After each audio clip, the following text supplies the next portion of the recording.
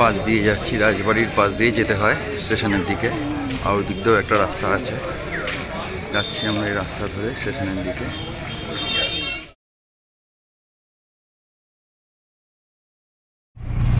নমস্কার দর্শক বন্ধুরা, explore with mister and Mrs Dasgupta চ্যানেলে আর একটি নতুন ভিডিওতে আপনাদের স্বাগতম।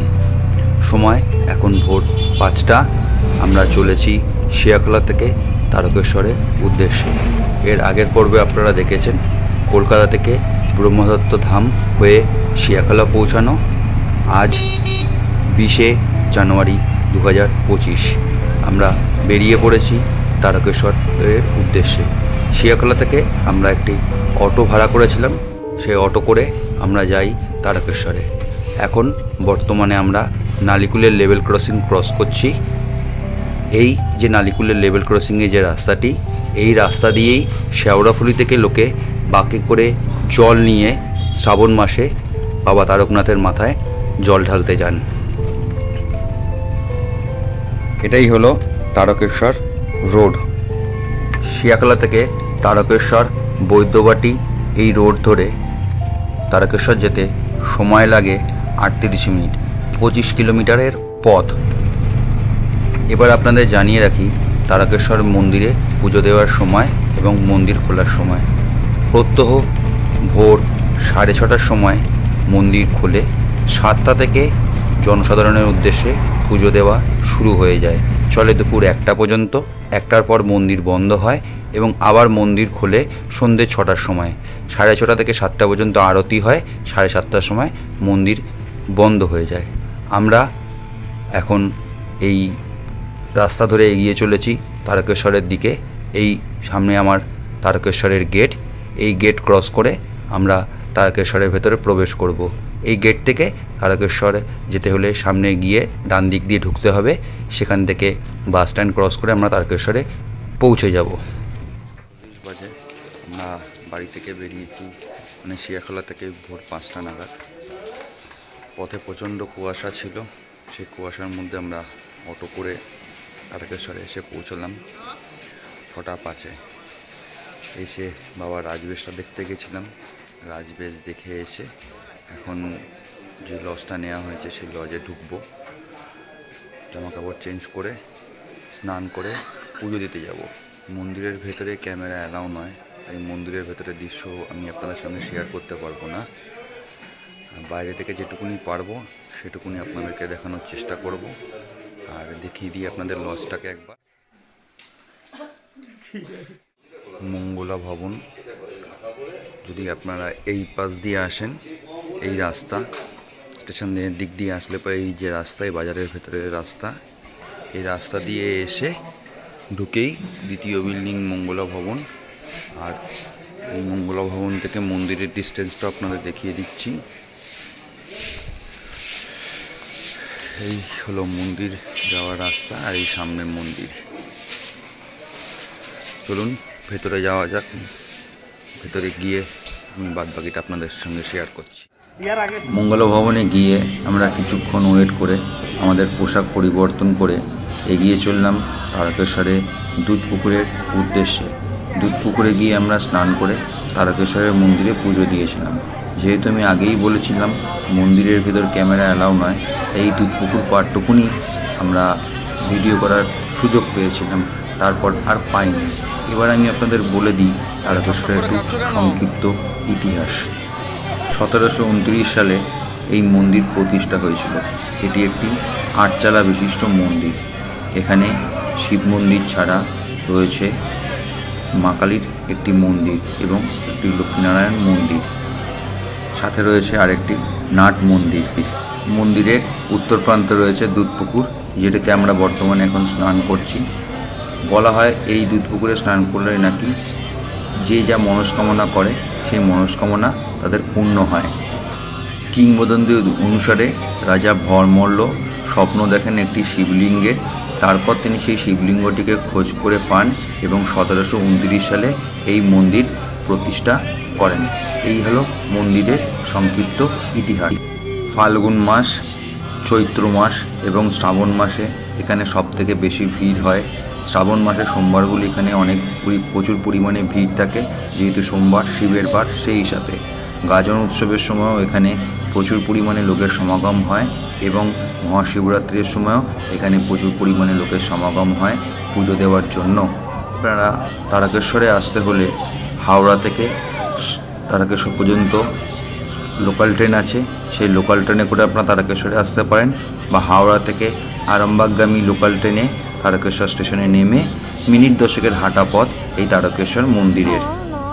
হাওড়া থেকে তারকেশ্বর পর্যন্ত লোকাল ট্রেনের ভাড়া 15 টাকা করে। হাওড়া থেকে আপনারা গোঘাট লোকাল বা আরামবাগ লোকাল বা তারকেশ্বর লোকালে করে তারকেশ্বরে চলে আসতে পারেন। এই ভিডিওর ডেসক্রিপশন বক্সে হাওড়া থেকে আসার ট্রেনের সময়সূচি আমি দিয়ে রাখবো, আপনারা সেখান থেকে দেখেও ট্রেন ধরে আসতে পারেন। এছাড়া কলকাতা থেকে আরামবাগগামী বাসে চাপাডাঙ্গা নামতে হবে, চাপাডাঙ্গা থেকে আপনারা আবার বাস পরিবর্তন করে তারকেশ্বরের উদ্দেশ্যে আসতে পারেন। সকালবেলা মন্দির খোলার পরে যেহেতু বাবা তারকনাথের রাজবেশ থাকে, সেই জন্য জনসাধারণকে মন্দিরের ভেতর প্রবেশ করতে দেওয়া হয় না। 7টা নাগাদ সেই রাজবেশ উঠে যাওয়ার পরে জনসাধারণ মন্দিরের ভেতর প্রবেশ করে বাবার মাথায় জল ঢেলে পুজো দিতে পারেন। কিন্তু শ্রাবণ মাসে নিয়মটা সম্পূর্ণ আলাদা হয়ে যায়, তখন মন্দিরের ভেতর নয়, মন্দিরের বাইরে থেকে জল ঢেলে চলে আসতে হয়।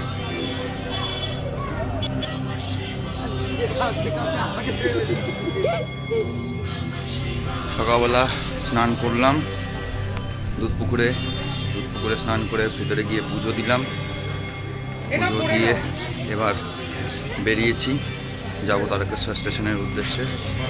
ওখান থেকে ট্রেন ধরে নালিকুল থেকে অটো বা টোটো যাই পাই তাতে করে যাব শিয়াখলার দিকে। আপাতত তারকেশ্বরকে বিদায় জানিয়ে, মন্দির চত্বর বিদায় জানিয়ে স্টেশনের দিকে যাচ্ছি।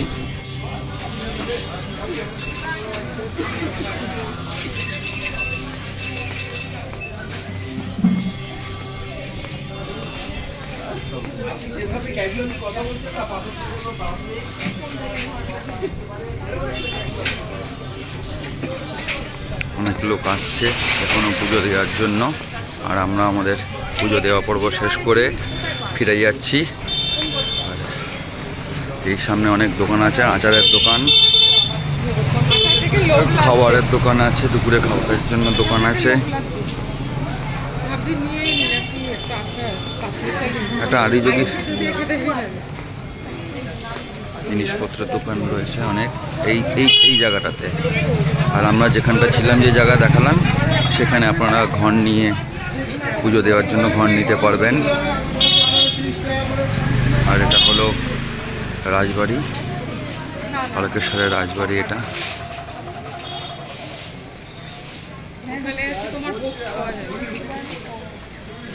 আর এইখান থেকে একটা গেট আছে, পার্কিং সহ গেট, এই একটা ভেতরে যাওয়ার জন্য। পাশ দিয়ে যাচ্ছি, রাজবাড়ির পাশ দিয়ে যেতে হয় স্টেশনের দিকে। আর ওই দিক দিয়েও একটা রাস্তা আছে, যাচ্ছি আমরা এই রাস্তা ধরে স্টেশনের দিকে। থেকে এসছেন দিদি, সব ঠিকঠাক করে দেয়, মাথা চিন্তা হয়ে যায়, সব ঠিকঠাক, মাথাটা ঠিকঠাক ঠিক বুদ্ধি দিক, সৎ বুদ্ধি দিক, ঘিলু দেখে বুদ্ধি বার হয়ে যাক। দেখলাম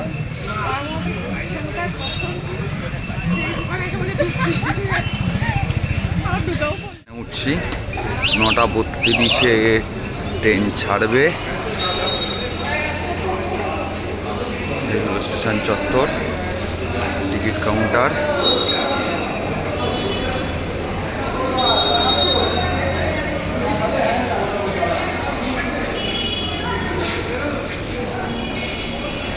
চলে আসলাম স্টেশন, তারকেশ্বর স্টেশন।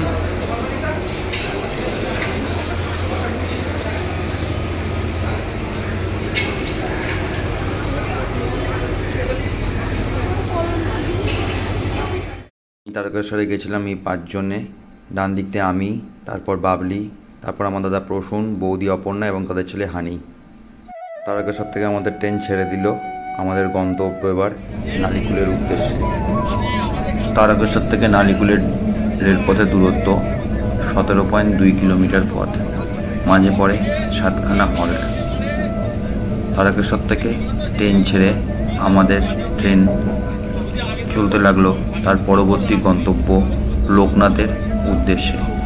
মাঝখান দিয়ে রেল লাইন, দুপাশ দিয়ে ক্ষেত।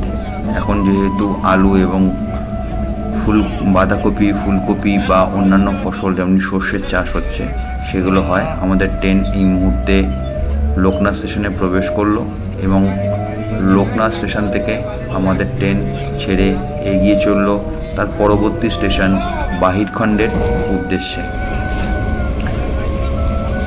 এই রেলপথের দুপাশে কলা গাছ, ধান ক্ষেত। এখন এখানে আলু, সর্ষে, ফুলকপি চাষ হচ্ছিল।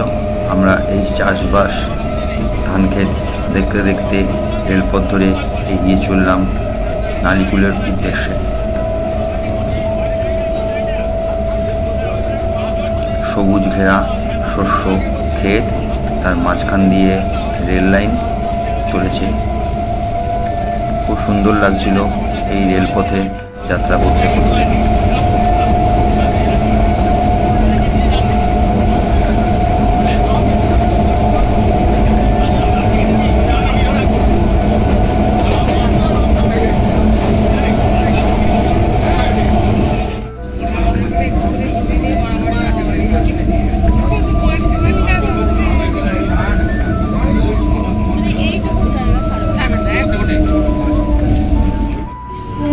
আমাদের ট্রেন এই মুহূর্তে বাহিরগঞ্জ স্টেশনে প্রবেশ করলো।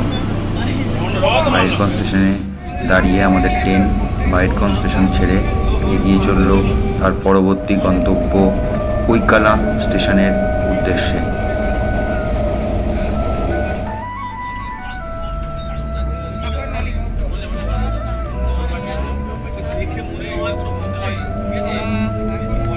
কৈকালা থেকে আমাদের ট্রেন ছেড়ে দিল তার পরবর্তী স্টেশন হরিপালের উদ্দেশ্যে যাত্রা করল।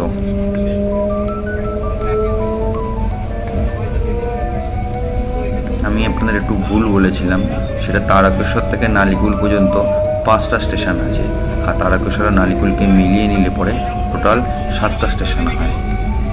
আমাদের ট্রেন কৈকালা থেকে বেরিয়ে প্রবেশ করলো হরিপালে। আমাদের ট্রেন একটু ভিড় ছিল, কারণ এই হরিপাল স্টেশনে অনেক যাত্রী নেমে গেল, কারণ হরিপালে কলেজ আছে, সেই কলেজ স্টুডেন্টরা এই ট্রেনে যাত্রা করছে না। তার জন্য হরিপালে আসার পরে আমাদের ট্রেন কিছুটা ফাঁকা হয়ে গেল। হরিপাল থেকে আমাদের ট্রেন এগিয়ে চলল তার পরবর্তী গন্তব্য মালিয়া হল্টের উদ্দেশ্যে।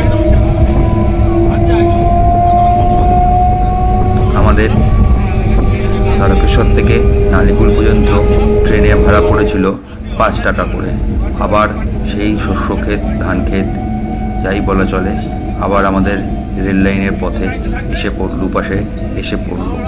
আমরা এই সবুজ ধান ক্ষেত বা শস্য ক্ষেতকে সঙ্গে নিয়ে এই রেল লাইন ধরে এগিয়ে চলতে লাগলাম মালিয়া হল্টের উদ্দেশ্যে। মালিয়া হল্টের পরবর্তী স্টেশন ছিল নালিকুল, যেটা আমাদের গন্তব্যের শেষ স্টেশন ছিল। মালিয়া স্টেশনটা যেহেতু ওপাশে পড়েছিল, তাই আমি আপনাদেরকে দেখাতে পারলাম না। এখন বর্তমানে নালিকুল স্টেশনে এসে পৌঁছালাম। নালিকুল স্টেশনে এসে নামলাম, এবার অটো ধরবো। এই ওভারব্রিজ আছে, এই ওভারব্রিজ ধরে আমাদের স্টেশন চত্বর থেকে বাইরে বেরোতে হবে এবং বাইরে বেরোনোর পরে নালিকুল বাজারের ভেতর দিয়ে গিয়ে আমাদের নালিকুল চৌমাথার দিকে যেতে হবে। সেখানেই অটো স্ট্যান্ড, সেই অটো স্ট্যান্ড থেকে আমরা অটো ধরবো। ভৈরবী মাতা যাচ্ছেন।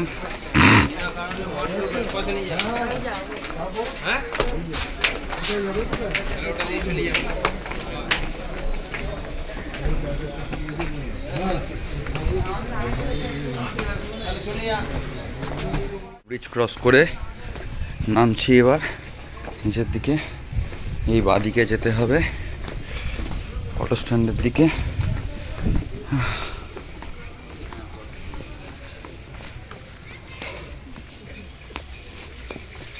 এই রাস্তা দিয়ে নালিকুল স্টেশন থেকে নেমে একটু এগিয়ে বাজারের ভেতর দিয়ে আমরা আসলাম তারকেশ্বর রোডে। আবার সেই তারকেশ্বর রোডের যে চৌমাথা, সেই চৌমাথা থেকে আমরা অটো ধরলাম শিয়াখলা যাওয়ার উদ্দেশ্যে। আমাদের অটো ভাড়া পড়েছিল 25 টাকা করে পার হেড। নালিকুল থেকে শিয়াখলার দূরত্ব 8.4 কিলোমিটার পথের মতো। যেতে সময় লাগে 15 থেকে 20 মিনিটের মতো। এই রাস্তার দুধারে শস্য ক্ষেত এবং সেখানেও সেই একই ধরনের শস্য। যেহেতু শীতকাল, সেই হিসাবে আলু, সর্ষে, বাঁধাকপি, ফুলকপি আরও অন্যান্য শস্য চাষ হচ্ছিল। আমরা এই বীজ ঢালা চকচকে রাস্তা ধরে এগিয়ে চললাম নালিকুল থেকে শিয়াখলার উদ্দেশ্যে। আর আমাদের রাস্তার দুপাশ দিয়ে আমাদের সঙ্গে বয়ে চলল এই সুন্দর শস্য ক্ষেত। আমরা এই তারকেশ্বরে আসার আগে ছিলাম শিয়াখলায়। শিয়াখলায় আমরা এসেছিলাম গতকাল, অর্থাৎ 19শে জানুয়ারি। আমরা বাড়ি থেকে বেরিয়ে ব্রহ্মদত্ত ধাম হয়ে এসেছিলাম শিয়াখলায়। যদি ব্রহ্মদত্ত ধামের ভিডিওটি না দেখে থাকেন তাহলে আমাদের এই ভিডিওর আই লিঙ্কে এবং ডেসক্রিপশনে তার লিঙ্ক দেওয়া থাকবে। আপনারা সেখান থেকেও হুগলি জেলার সবথেকে বড় মন্দির ব্রহ্মানন্দ ধামের ভিডিওটিও দেখে নিতে পারবেন। আমরা এখন যে রাস্তা দিয়ে যাচ্ছি, এই রাস্তা থেকে আমরা বাঁদিকে ঘুরে যাব শিয়াখলার উদ্দেশ্যে। আর এই ডান দিক দিয়ে যে রাস্তাটি গেছে সেটি গিয়ে পড়েছে চাপাডাঙ্গা। চাপাডাঙ্গা থেকে একটা রাস্তা চলে গেছে আরামবাগের দিকে, আর আরেকটা রাস্তা ডান দিক দিয়ে চলে এসছে তারকেশ্বর রোড হয়ে, তারকেশ্বর হয়ে ডানকুনির দিকে। আর আমরা যে রাস্তা দিয়ে যাচ্ছি সেটা শিয়াখলা হয়ে মশার হয়ে চলে গেছে আবার সেই ডানকুনির দিকে। আমরা ব্রহ্মদত্ত ধাম যাওয়ার সময় রেল লাইন থেকে একটি ওভারব্রিজ দেখিয়েছিলাম ডানকুনি স্টেশন ক্রস করার পর। এই রাস্তাটা সেই ওভারব্রিজে গিয়েই, রেলওয়ে ওভারব্রিজে গিয়েই পড়েছে।